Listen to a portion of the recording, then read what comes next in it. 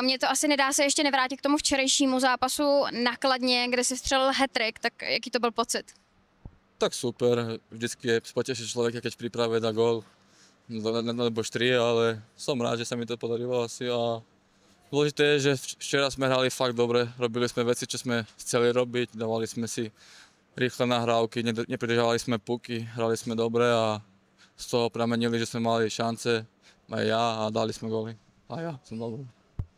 Asi není úplně zvykem hrát v létě dvakrát po sobě, tak jaký je to zápřah?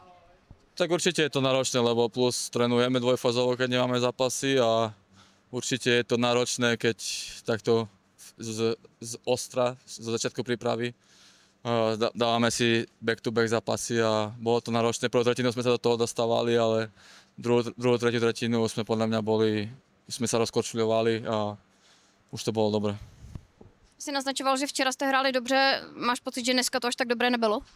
Tak prvú tretinu sme si to zbytočne komplikovali, pridržiavali sme puky, každý si chcel niečo zrobiť navyše a dostávali sme sa zbytočne pod tlak, ale potom sme začali viacej kočiľovať, hýbať sa druhú tretinu a už to bolo o poznanie lepšie. Féhrvár má pověst, řekněme, fyzického týmu. Počítali jste s tím nějakým způsobem? Tak určite, čo hral niekto Ligu majstrov napríklad, stretol sa s týmito týmami, tak vedia, že je tam veľa Američanov, Kanaďanov a oni väčšinou vyznávajú ten fyzicky náročný hokej. A vedeli sme, že čo od toho čakať, ale myslím si, že oni boli tiež trošku uvarení tú prvú tretinu, boli možno trošku kočiarsky lepšie na tom, ale druhú, tretiu tretinu už podľa mňa sme boli na tom oveľa lepšie. Ty jsi dneska dal vlastně 4. gól za 24 hodin, když to trošku shrneme. Tak sedla ti ta první lajna, vyhovuje to takhle? Tak určite, akože tak som rád, že sa mi to podarilo dať gól, ale určite je čo zlepšovať a máme ešte 2 týždne, 3 týždne do ligy a uvidíme. Ešte možno tréneri budú niečo skúšať a uvidíme. Hovorím. Oni skúšajú, menia to a som rád, že sa nám podarilo streliť góly, ale dôležité bude, ako budeme hrať v septembri a ten štart sezóny.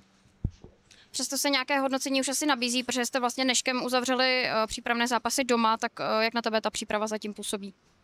Tak príprava, akože, tak hráme, si myslím, že v tých zápasoch sme viac menej hrali dobre, každý jeden si myslím a určite poteší, že sa vyhrajú tie zápasy, ale dôležité je sa pripraviť na ten štart a robiť tie veci, ktoré chceme robiť na tréningoch a podobné.